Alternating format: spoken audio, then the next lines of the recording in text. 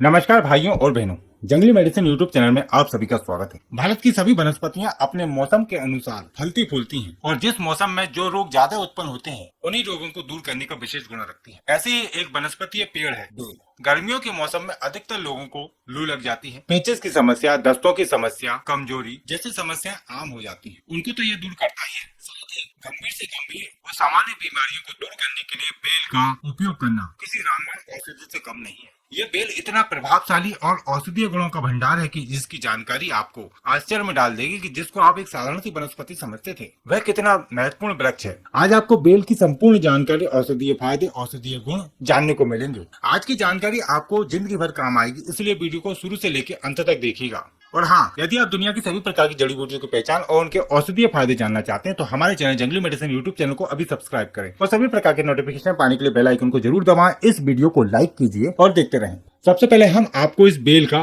परिचय करा देते हैं। यह बेल का पेड़ भारतवर्ष में सभी स्थानों पर देखा जा सकता है। अधिकतर नदी नालों के आसपास, खंडरों में और जंगलों में देखने को अधिक मिलता है। काफी सारी वनस्पतियां ऐसी हैं जो पूजा पाठ और अनुष्ठान में प्रयोग की जाती हैं ताकि लोग इन वनस्पतियों की रक्षा करते रहें।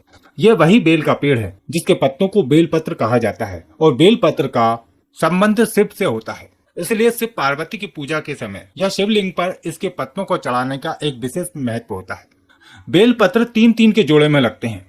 इसके पत्ते इस तरह के होते हैं।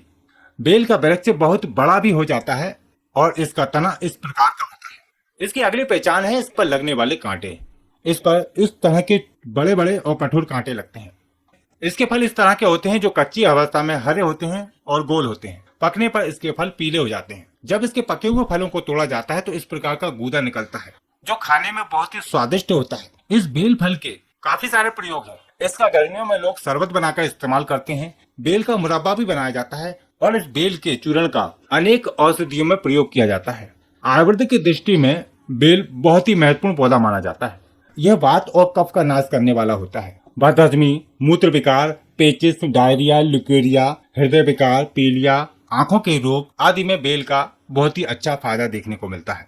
बेल फल का जो गूदा होता है वह पीला और कुछ नारंगी आवा लिए होता है तथा इसके बीज चिपचिपे गोंद की तरह होते हैं। अब हो सकता है कि आप इस बेल को किसी और नाम से जानते हो क्योंकि अलग अलग क्षेत्रों में इसको अलग अलग नाम से जाना पहचाना जाता है। हिंदी में इसको कुछ लोग श्रीफल भी कहते हैं और कुछ लोग इसको बेलो, बीली आदि नाम से जानते हैं। अन्य भाषाओं की नामों की जानकारी के लिए आप वीडियो का डिस्क्रिप्शन चेक कर सकते हैं। इसका वनस्पतिक नाम है एंग्ली मार्मेलोस। दोस्तों, आप भी हमें कमेंट करके बताइए कि आप कौन से क्षेत्र में रहते हैं और इस बेल को क्या नाम से जानते हैं। यदि आप इसका कोई औषधीय प्रयोग जानते हैं तो वह भी नीचे कमेंट बॉक्स में बता सकते हैं। हो सकता है कि आपकी दी हुई जानकारी किसी के काम आ जाए।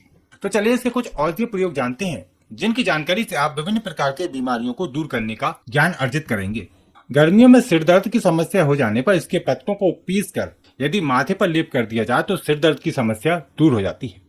बेल का सेवन करने के विभिन्न तरीके हो सकते हैं। आप इसको अलग अलग तरीकों से सेवन कर सकते हैं। इसका मुरब्बा बनाकर सेवन कर सकते हैं, इसका चूर्ण बनाकर सेवन कर सकते हैं।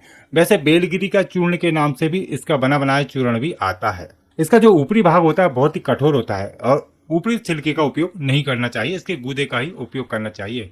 गूदे को निकालकर छाया में सुखाकर चूर्ण बनाकर भी रख सकते हैं या फिर इसके पके हुए फल को उपलों की आग के बीचों बीच रख कर भूंज लें और फिर इसका सेवन करते हैं तो ये किसी प्रकार का नुकसान नहीं करता और बहुत ही स्वादिष्ट भी लगता है। इसकी चटनी भी बनाकर खाई जा सकती है। बेल का शरबत बहुत ही प्रसिद्ध होता है और बेल का शरबत बनाकर प्रयोग किया जा सकता है। इसका मिल्क शेक बनाया जा सकता है तथा औषधीय प्रयोग में प्रयोग करने के लिए कुछ इसके अलग प्रयोग हैं। तो चलिए जानते हैं। डायरिया और पेचिस की समस्या में अधिकतर लोगों को खाना हजम नहीं हो पाता है। पाचन शक्ति कमजोर हो जाती है और जब खाना हजम नहीं होता है तो वह डायरिया का रूप धारण कर लेता है या फिर लूज मोशन हो जाता है, यानी कि दस्त हो जाते हैं। ऐसे में यह बेल तुरंत फायदा दिखाता है। बेल का चूर्ण सेवन करने से लाभ मिलता है या फिर पके हुए बेल का सेवन करने से 2-3 दिन में ही बिल्कुल आराम मिल जाता है। जिन व्यक्तियों को बार बार शौच जाने की शिकायत है उसके बाद भी उनका पेट ठीक से साफ नहीं होता है, हमेशा शौच जाने की इच्छा बनी रहती है, ऐसी बीमारी में बेल बहुत ही अच्छा लाभ करता है। यह पेट को साफ करता है, आंतों को मजबूती प्रदान करता है, अजीर्ण रोग दूर होता है। अधिकतर बेल का 1 चम्मच चूर्ण 1 गिलास पानी के साथ सेवन करें या फिर इसका जूस बनाकर सेवन करें।